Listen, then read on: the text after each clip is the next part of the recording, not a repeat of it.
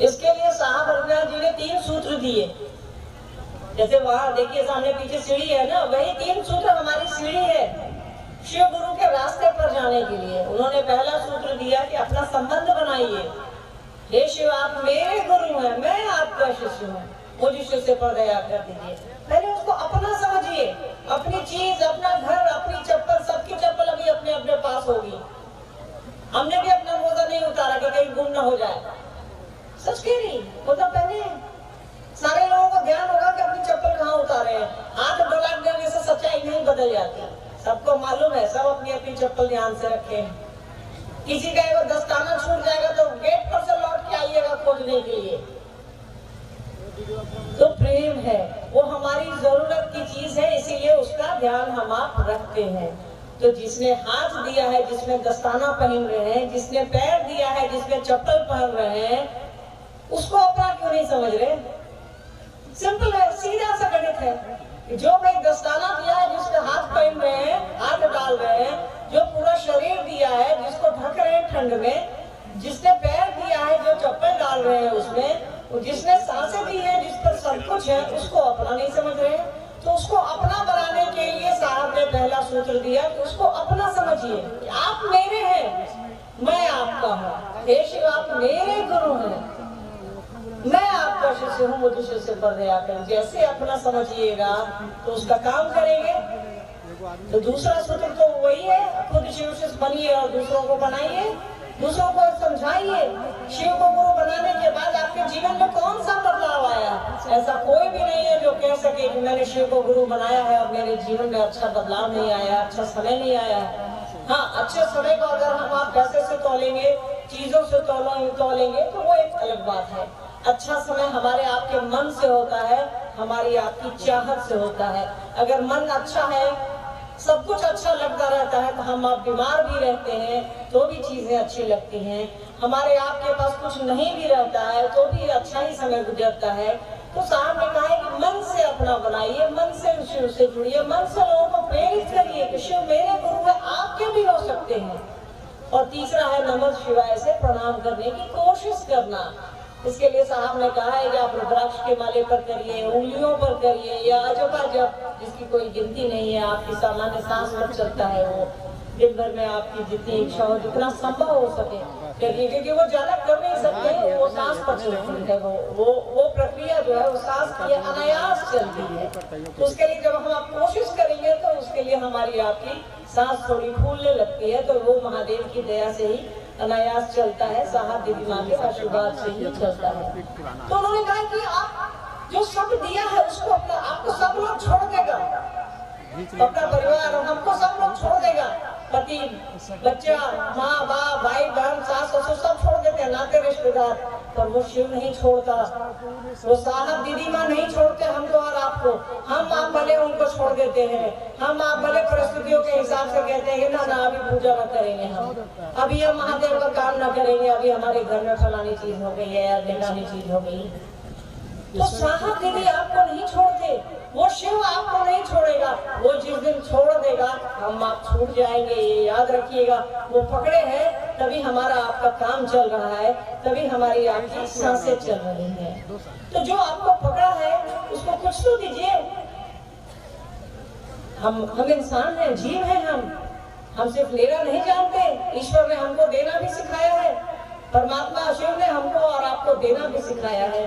तो शिव को हम अब क्या दे सकते हैं?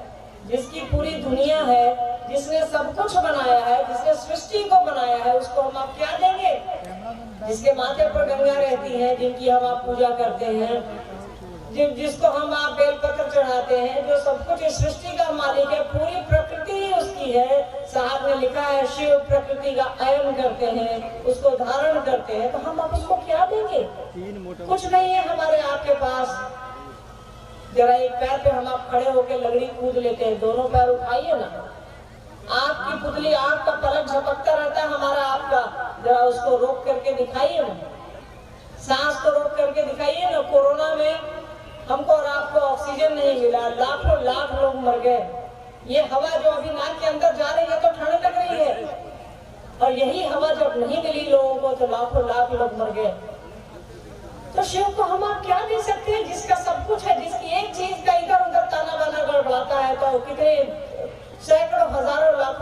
चली जाती हैं। जो एक बार नजर उठाता है तो सैकड़ों हजारों लोग खुश हो जाते हैं। उसको हम आप क्या देंगे? हम आप बस भाव दे सकते हैं, उसको अपना समझ सकते हैं, बस उसको भाव दीजिए कि सरकार आप मेरे हैं, मैं आपका हूँ। साहब ने कहा कि अपना समझो, अपना समझने की कोशिश करिए। उसको थोड़ा मुश्किल है, जो नहीं दिख रहा है उसको अपना कैसे समझेंगे? पर याद रखिए, जो नहीं दिख रहा वही आपको संपत्ति देता है, बाल बच्चा देता है, बेटा बेटी देता है, घर द्वार देता है, गाय गोरू देता है। वो दिखता नहीं है। शरीर में आगे कोई आपको नहीं कहता है कि लो जमीन ले लो, लो खाना ले लो, लो धान ले लो। हम आप मांगते हैं, मन से मांगते हैं, भाव से मांगते हैं। तो ज्ञान भी तो मांगिए, अपना भी तो उसको समझिए। जिस समय वो चीजें देते हैं तब तो कहते हैं कि भगवान दे दिया, तो वो आपको दिख तो नहीं रहा है। ज्ञान के समय तो कहते हैं कि वो दिख रहा है जो हमको और आपको ज्ञान देगा, तो वो दिख रहा है जो हमको और आपको सामान दे देता है, संपत्ति दे देती है, बेटा बेटी दे देता है, सब कुछ दे देता है। ये भागने की कोशिश नहीं करिए, ये अपने मन को भगाना है, अपने आप को खुश कर लेना है। अरे दिख थोड़ा रहे हैं, जो स्कूल में जाकर नाम लिखा ले, अगर सीख ले, तो दिखते नहीं है, फिर भी हमको और आपको सब कुछ देते हैं। हमारा आपका सर्वस्व उसी का है। उनसे ज्ञान मांगने की कोशिश कीजिए, उनको अपना समझिए। इसके लिए साहब ने बस सिंपल सा कहा है, शिव शिष्य बनिए और दूसरों को प्रेरित करिए कि शिव शिष्य बने। इसके लिए उन्होंने 3 सूत्र दिए हैं। साहब दीदी के संकल्प के साथ चलिए। उनका संकल्प है कि पूरी दुनिया को, जर्रे जर्रे को वो बताएंगे कि शिव उनके गुरु हैं। आपके भी हो सकते हैं, दूसरों के भी हो सकते हैं। इससे अच्छा कोई काम नहीं है। अपना काम करिए, खेत देखते हैं, खेत देखिए, दुकान देखते हैं, दुकान देखिए, बच्चा पढ़ाते हैं, बच्चा पढ़ाइए, खाना बनाते हैं, खाना बनाइए और अपने गुरु का काम करिए। लोगों को प्रेरित करिए कि शिव शिष्य बनिए। साहब ने कहा है कि दूसरों को समझाइएगा तो खुद शिव शिष्य बनिएगा। तो हम लोग इस काम को करें कि खुद जुड़े और दूसरों को जोड़े। दूसरों को जोड़ने की प्रक्रिया में हम खुद भी जुड़ते हैं। देखते कुछ जिज्ञासा है, आगे आगे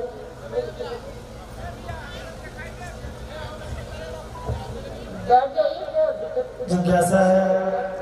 शिव की शिष्यता एक जागरण है, क्रांति नहीं है। शिव की शिष्यता एक जागरण है, क्रांति है। ये साहब की पंक्ति है। देखिए, क्रांति का अर्थ होता है किसी सिस्टम को ठीक करना। जैसे मान लीजिए ये स्टेडियम है, यहाँ की दीवारें टूट गई हैं, इतना सारा रंग उतर गया है, तो इस चीज को हम आप ठीक कर सकते हैं। ठीक है, ठीक करिएगा, फिर बरसात के बाद ये वैसे ही हो जाएगी। तो किसी व्यवस्था को ठीक करने के लिए क्रांति की जाती है। किसी राज्य में मान लीजिए कि हमारे राज्य में कोई दिक्कत है, हमारे घर में कोई दिक्कत है, तो उस व्यवस्था को ठीक करने के लिए हम उसके लिए बदलाव करते हैं। क्रांति का मतलब बदलना, सीधी बात समझ लीजिए। ठीक है, क्रांति का मतलब बदलाव, तो व्यवस्था बदल जाती है। फिर हो सकता है कि वही खराब व्यवस्था अच्छी व्यवस्था हो, फिर वो भी खराब हो जाए 10 साल, 12 साल, 15 साल में, 50 साल में, 100 साल में। तो जागरण का अर्थ होता है जगना। जब हमारा मन जग जाएगा तो वो सोएगा नहीं। व्यवस्था पुरानी हो सकती है, नई व्यवस्था फिर पुरानी होगी, वो फिर खराब हो सकती है, पर हम आप जब जग गए तो जग गए, वहां फिर सोना नहीं है। जागता तो मन है, शरीर का तो अपना विज्ञान है। 8 घंटा 10 घंटा सोइएगा, उसका देह हाथ दर्द करने लगेगा, उठिए जाइएगा। तो इसको उठना नहीं कहते हैं। जब मन उठ गया, जब मन जग गया, उसको जागरण कहते हैं। और जागरण जब भी होगा उस गुरु की दया से होगा। हम अब जब भी जागेंगे तो कोई जगाएगा हमको और आपको। पेंट पुताई कोई भी कर सकता है, व्यवस्था का बदलाव हम लोग यहाँ इतने सारे हजारों लोग इकट्ठे हैं वो भी कर सकते हैं, पर किसी को जगाने की क्रिया गुरु करते हैं, साहब दीदी करते हैं। तो जगने की कोशिश करिए, जगाने वाले गुरु हैं। शिव से बड़ा कोई जगाने वाला नहीं है इस धरती पर। जी कैसा है, शिवलिंग को किसी संत के कहने पर घर से बाहर निकाला जा रहा है, क्या यह सही है? वे कहते हैं कि शिवलिंग तो मंदिरों में रहता है, घर में नहीं। दीदी समझाएं। देखिए, अब ये तो जानकारी मेरे पास नहीं है कि कौन से संत ने क्या कहा है, क्या नहीं कहा है, पर मुझे लगता है कि पता नहीं इसको लोग घर से क्यों बाहर कर रहे हैं, या बाहर है तो घर से रखते। ये आपके मन की चीज है, ये आपका विश्वास है, आपका भरोसा है। भरोसा है तो घर में रखिए, नहीं है तो क्या फर्क पड़ता है इससे। मन में रखना है शिव को।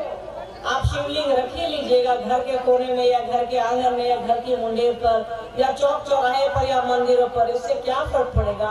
हमको और आपको खुशी हो सकती है कि अरे महादेव का शिवलिंग है, एक बार हम लोग हाथ जोड़ लेंगे। तो शिवलिंग या महादेव का प्रतीक या महादेव हमारे आपके मन में बसे, ऐसी कोशिश करिए। हजारों हजार साल से शिवलिंग के उदाहरण है, कहाँ महादेव हमारे आपके दिल में बसे हैं? अगर दिल में बसे रहते तो मार काट, अमीरी गरीबी, भाई भाई में लड़ाई, बाप बेटे में लड़ाई, पति पत्नी में लड़ाई संभव होता क्या? आज शिव हमारे आपके मन में बैठे हैं, हमारे गुरु हैं, इनको ज्ञान दे रहे हैं, तभी तो हम आप आज सब करके इस ठंड में भी बैठे हैं। कोई किसी की जाति नहीं जानता, कोई किसी का धर्म नहीं जानता, फिर भी बड़े प्यार से हम लोग बैठे हैं। तो शिव को मन में बिठाइए। ये चीजें तो प्रतीक है, शिवलिंग हो या शिव की तस्वीरें हैं, किसी ने बनाया होगा, पर शिव को किसी ने बनाया नहीं है। शिव ने हमको और आपको बनाया है, ये याद रखिएगा। हमको और आपको बनाया है, तभी तो तस्वीर बनी है, तभी तो शिवलिंग बने हैं। तो शिव हमारे आपके मन में रहने चाहिए। आपको घर में रखना है, घर में रखिए। आपको बाहर रखना है, बाहर रखिए। इस पर साहब ने कुछ नहीं कहा है। साहब ने कहा है कि आप जो तुम्हारा मन करे करो, बस महादेव को अपने मन में रखो। शिव की शिष्यता में पकड़ना किसको है? महादेव को या साहब दीदी को या पुराने गुरु भाई को? शिव की शिष्यता में पकड़ना किसको है? शिव के शब्द ही है शिव की शिष्यता, तो शिव को ही पकड़ेंगे। जो रास्ता दिखाया है उसको भूला नहीं जा सकता है। अब आपके इस दीपनगर स्टेडियम में लाने के लिए मुझे रास्ता पता करना पड़ता, जीपीएस डालना पड़ता। डॉक्टर साहब को वो जीपीएस देखते और आते, तो उसमें समय लग सकता था। पर यहाँ से गुरु भाई लोग गए और हम लोग आ गए। तो जो रास्ता दिखाया है उसके प्रति तो हम आप एहसानमंद रहेंगे। तो पकड़ना शिव को है, जो कि शिव की शिष्यता है। ये इसकी शिष्यता है शिव की, तो पकड़ेंगे शिव को ना, दूसरे को क्यों पकड़ेंगे? और साहब दीदी ने मार्ग बताया है, रास्ता बताया। छत पे चढ़ने वाली सीढ़ी को चढ़ने के बाद फेंक दीजिएगा तो भैया आपसे बड़ा तो मूर्ख कोई नहीं होगा। आपसे आप नहीं समझिएगा इसको। एक स्टेटमेंट, एक वाक्य मैंने कहा, हमसे बड़ा कोई मूर्ख हो ही नहीं सकता। इस सीढ़ी को कैसे फेंकेंगे हम आप? ये इतना एहसान करो मोस्ट को शिव का शिष्य हो ही नहीं सकता।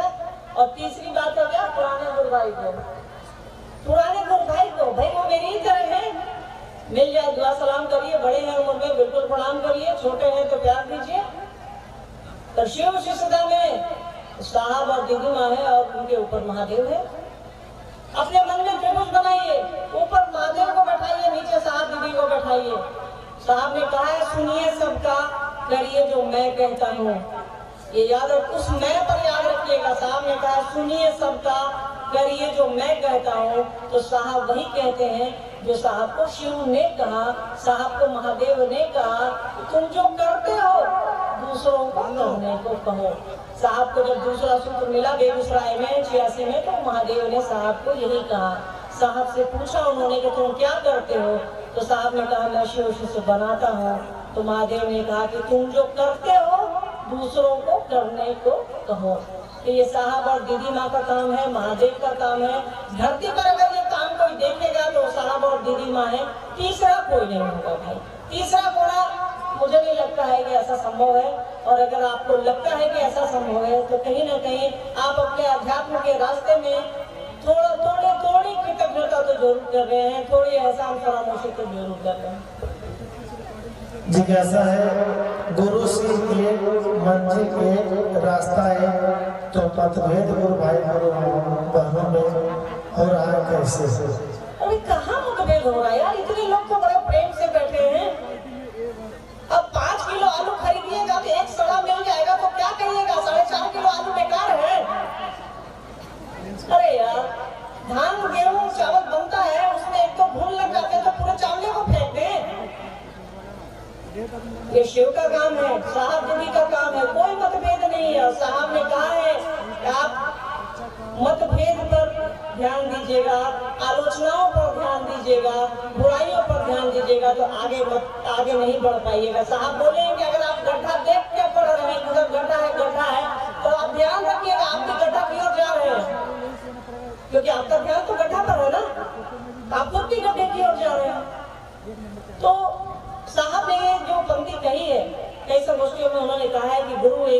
शिष्य एक है, मार्ग एक है, तो मतभेद कैसा? साहब ने ये भी कहा है कि 5 उंगलियां बराबर नहीं है।